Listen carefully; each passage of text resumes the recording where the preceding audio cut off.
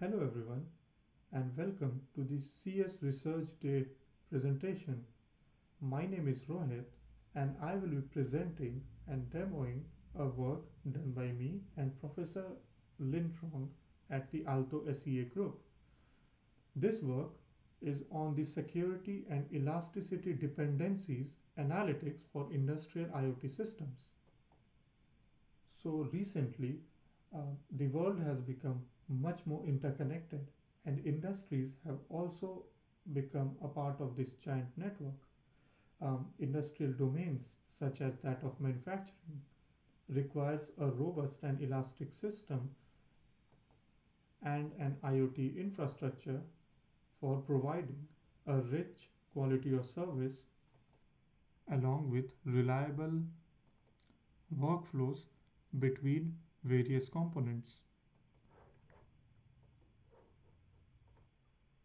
Okay, so the motivation of our work revolves around the fact that industrial IoT networks has multiple and heterogeneous subcomponents.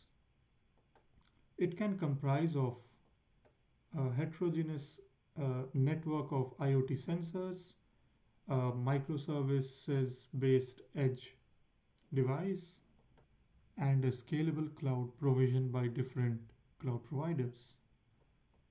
Due to having such heterogeneous and variable components inside the IIoT infrastructure, end-to-end observability of dependencies between these components are very important to ensure that the developers are able to create and maintain a resilient and reliable IIoT infrastructure.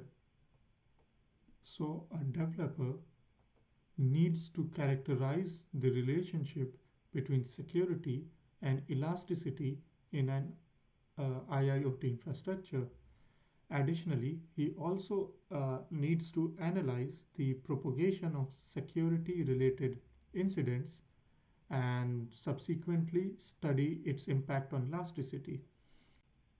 Finally, as the industrial IoT systems comprises of heterogeneous components, um, the developer should also be able to establish a dependency, a concrete dependency between security and elasticity of these different subsystems.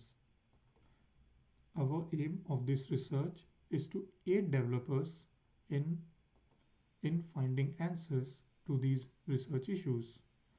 So, currently, the research that has been done in this area lacks with respect to end observability of the system and generally focuses on individual subsystems or layers. So, for example,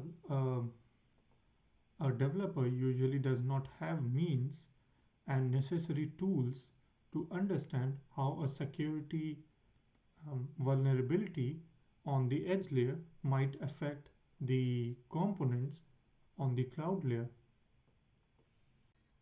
So now we present a simplified industrial IoT infrastructure that is a snapshot of a sample gigabit passive optic network. We can see that on the sensor layer there are multiple ONT devices, publishes the sensor data and other health related telemetries to the IoT data hub that is usually MQTT broker. This data is then consumed by Edge Analytics service. It may be picked up by some other process and then published to a broker on the cloud. The data is then either ingested to some storage or it can be used for a stream analytics service. There are again multiple different pipelines. So we can easily see that industrial IoT infrastructure comprises of multiple subcomponents and different pipelines, and we want to analyze cross system dependency. So, for example, we can try and look at what if there is security issues on the IoT data hub, how might that affect the Cassandra storage here. The aim of our work to find the security in elasticity dependency across the layers and across the subcomponents. So the starting point of understanding any dependency is by characterizing them. And for that, we need a systematic methodology for characterization of complex end-to-end security elasticity dependencies. We are doing by using the W3H parameters that are what, when, where, and how these incidents, infrastructure incidents, took place. So we can demonstrate this by taking an example of unsecured broker on edge layer. So to use this characterization technique, we will first define what, so which describes the type of anomalies that can occur inside the system. So because of unsecured broker, we can have incorrect stream analytics, we can have decreased broker throughput because random nodes, poison nodes are publishing to the broker, and that can delay the incoming correct data values to the cloud broker. The next question that we attempt to answer is where these events take place. So these type of infrastructure incidents refer to the location and the effect across the IIoT infrastructure. So for example, again, due to unsecured broker, we can have anomalies occurring at IoT layer, at the edge broker. We can have anomalies occurring at the cloud artifact, such as the Kafka broker or the ingestion database Cassandra in the GPON case. The third question is when. Well, this aspect of characterization deals with the frequency of the infrastructure issues within the network. They are marked by the timing and frequency of the incidents. So for unsecured broker, we can have at runtime unnecessary scaling operations that are visible in our monitoring dashboards. For the long term issues, we can have higher frequency of storage being consumed. So the random poison data that was supposed to be discarded somehow got into the pipeline and got stored in the database, and hence it filled up the whole Cassandra distributed database faster than what we would have expected without the security issue. Lastly, the how characterization uh, relates with the process of establishing the relationship between security and elasticity dependency of an IIoT infrastructure.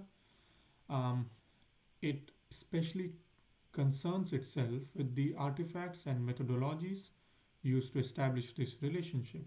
So, for unsecured broker, we need to answer how we can have end-to-end observability, including message broker observability, data ingestion monitoring, and lastly, we need to have a correlation of data. So we can describe how event X can affect event Y on cloud or some other place.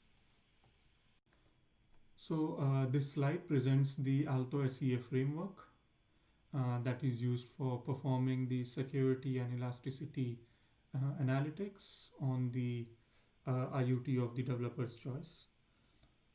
The IoT models are IIoT under test models.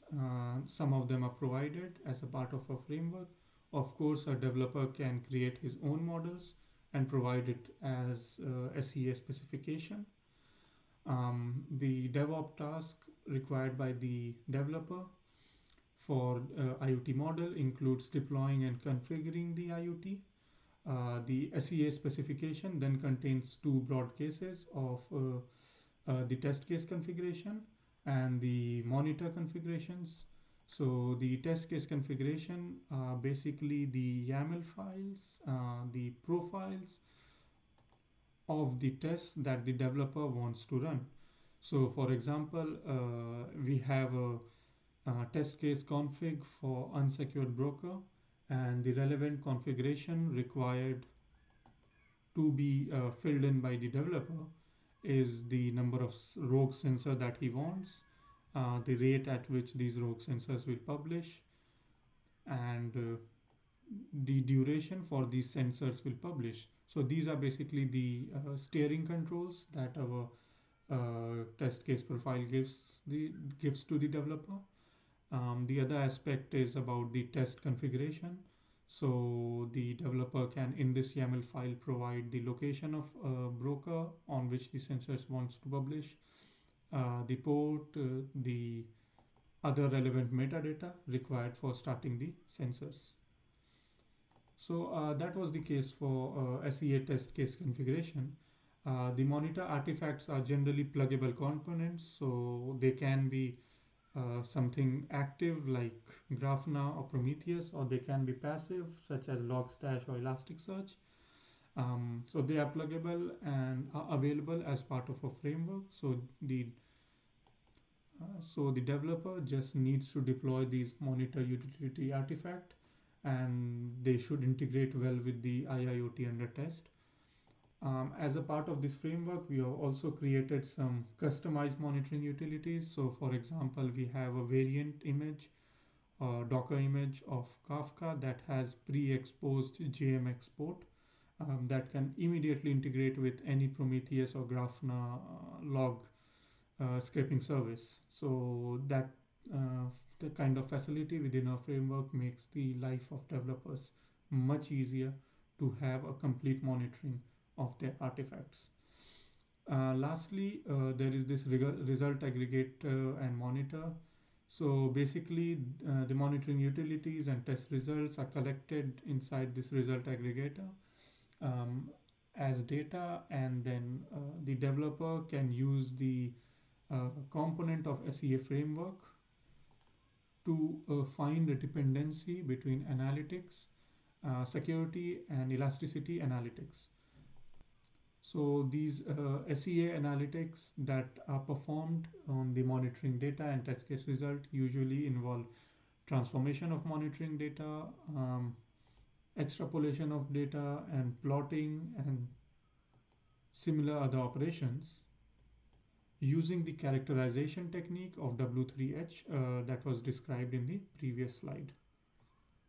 So the takeaway is that a developer can have IoT models that are given into the SEA specification, and then these models can be very easily uh, integrated into tests and monitoring utilities and allow developers to run certain tests um, on the IoT of their choice, and then monitor an end-to-end dependency, and finally try to perform security elasticity analytics using the result aggregator and monitor pluggable components.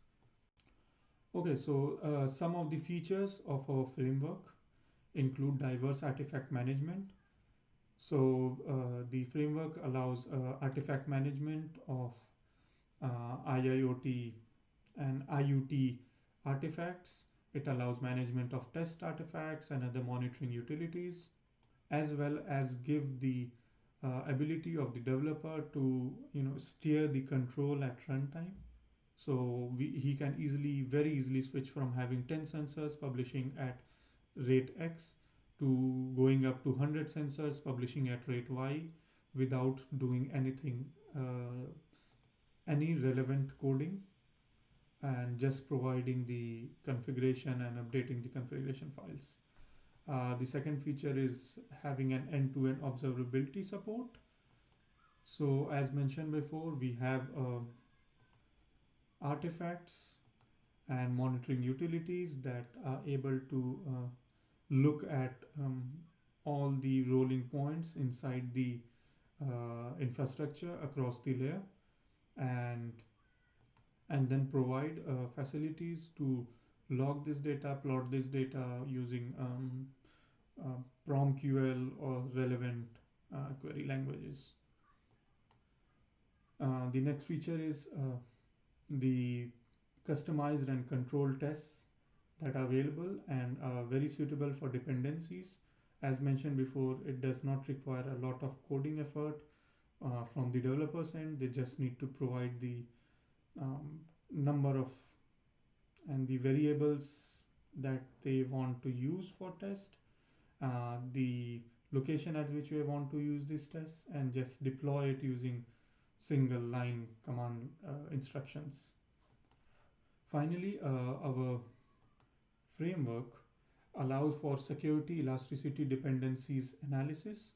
So the developer can use the data scraped from the monitoring utilities and use our tools, uh, result tools to perform how these different components reacted under stress or under uh, other security vulnerabilities, and finally present to the user a certain plotted graph or results that can be used by the developers to create a concrete security elasticity dependency between the components of their IIoT subsystems.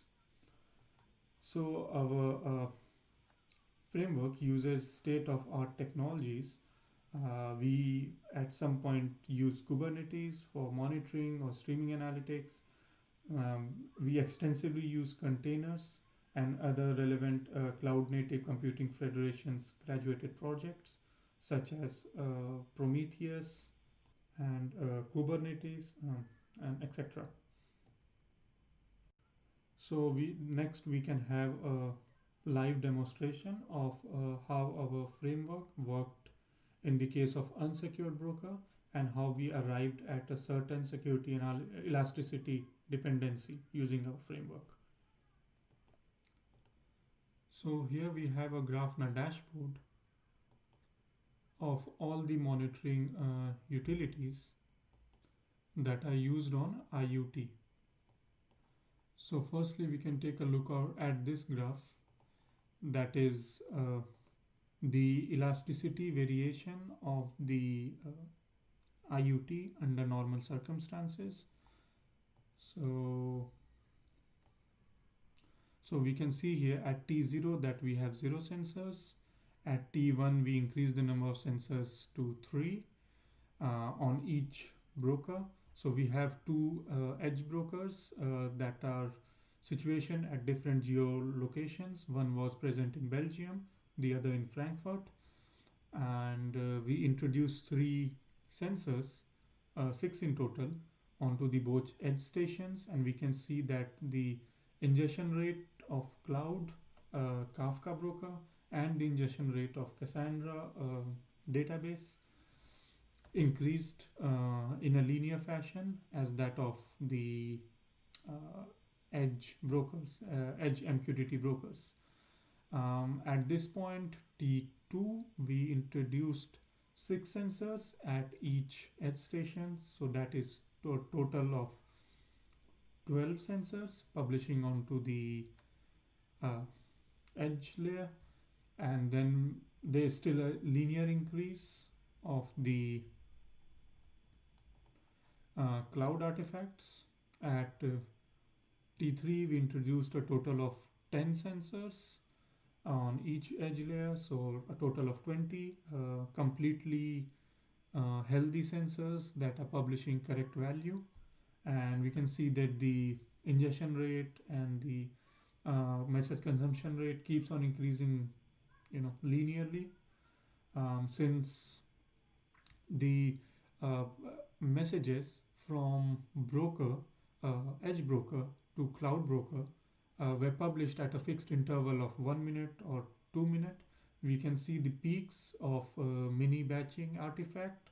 So all the values come into the cloud layer at a certain point and gets ingested immediately, and then the rate goes down, and then another fresh set comes at a regular interval. It is consumed by the uh, cloud artifacts, and then immediately the rate goes down a bit. So we can see these peaks because of the mini batching artifact present on the edge layer. Okay, so finally at T4 we gradually removed the number of sensors and decreased it from 20 in total to 0 in total here, and it went up to one sensor for some time, and then it again went back to 0, and we can see a very similar decrease in the ingestion rate of the cloud artifacts. Both Kafka and Cassandra, you know, replicated the same level of elasticity as that of edge, and this is how a healthy elasticity system should function in the sample IoT that we have developed. And now we have the uh, monitoring data from the attack scenario. So it had a total of 7 different time phases, and the first phase was, of course, T0, T1, and T2 that had same conditions as that of the normal one.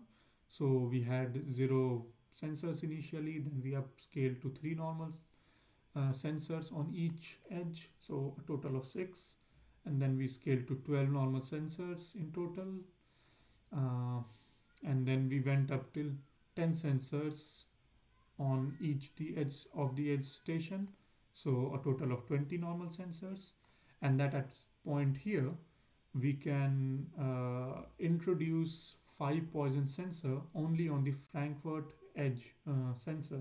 So we can see that the message ingestion rate here has increased. And the another thing is the system then started to manage and trying to compensate for the 5 poison sensors. At T5, we introduced 15 poison sensors onto the Frankfurt Edge Center, and we started gradually decreasing the number of healthy sensors on both Frankfurt and Belgium, as it was the case in the last scenario, that is the normal scenario. So at this point, there were 3 sensors each on the Belgium and 15 on Frankfurt, plus 3 healthy sensors on Frankfurt. So a total of 6 plus 15, 21 sensors, of which only 6 were healthy. And then finally, we decreased it to 0 sensors on both Frankfurt and Belgium.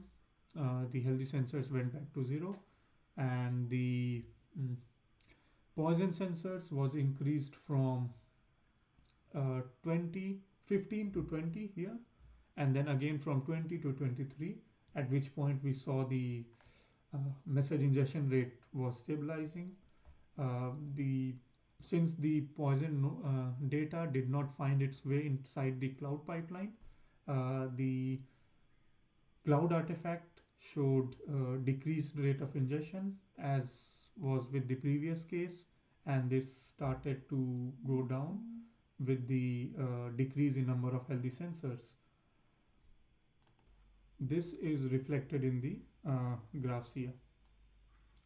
So while these plots are very useful for checking the elasticity of the system in real time, they do not really tell the complete picture about security and elasticity of cloud with respect to unsecured broker on the edge. Moreover, the problem with such monitoring data, with Prometheus data or Grafana or even Fluentd, is they are all time series data and are always either instant vector or range vector, and hence we can't compare and contrast um, the elasticity of same component at 2 different time intervals. So for that, we used uh, our SEA specification and characterization technique to extract this monitoring data and the monitoring data of a healthy uh, elasticity scenario, and we performed some transformation using PromQL and extrapolated data on a single time scale, and then plotted a value to reflect how exactly the elasticity of cloud in normal scenario as well as the elasticity of cloud in the attack scenario varied. So after performing the monitoring data transformation and linearization, we found this graph that contrasts the elasticity of cloud components under normal and attack scenario. So we can see here that after calculating the average ingestion rate and plotting the final graph, the following two analytics observation can be made. In case of attack, the scale down rate was slightly slower than the normal operation scenario. This might partly be due to an increased load on MQTT broker, and this might lead to a larger message queue. So a longer message queue at edge caused the overall latency delay during the scale down operation here. Um, this is something that a linear graph or from Grafana or Prometheus will not show the developers. The other very minute detail but very important thing was the frequency of message ingestion on cloud was noticeably slower than the normal scenario. So we can see here the peaks were very sharp, whereas the peaks here, as the number of sensors increased, poison sensors increased, we can see that the peaks here were a bit flatter compared to their normal counterpart. So it is important to differentiate here that while the frequency of messages flowed down, the average ingestion rate remained same. So for example, Kafka still received 1400 messages every minute, but under a normal condition, a batch of 700 messages was published and ingested from edge to database in 2 seconds, whereas it maybe took 15 seconds, which is evident from the flatter top. And since the average ingestion rate still remained the same, it is very easy for developers to miss the attack on edge device after looking at only the cloud time series data dashboards. So using this framework to perform similar analytics on the IoT of their choice can help developers narrow down the correlation between elasticity and security. And these type of elasticity and security analytics can't be derived directly from Grafana dashboards. They need proper characterization techniques that are done by our scripts. And as we can see, we performed the analytics in this case of unsecured broker by comparing measurement of elasticity at different time intervals and then contrasting them after transformation.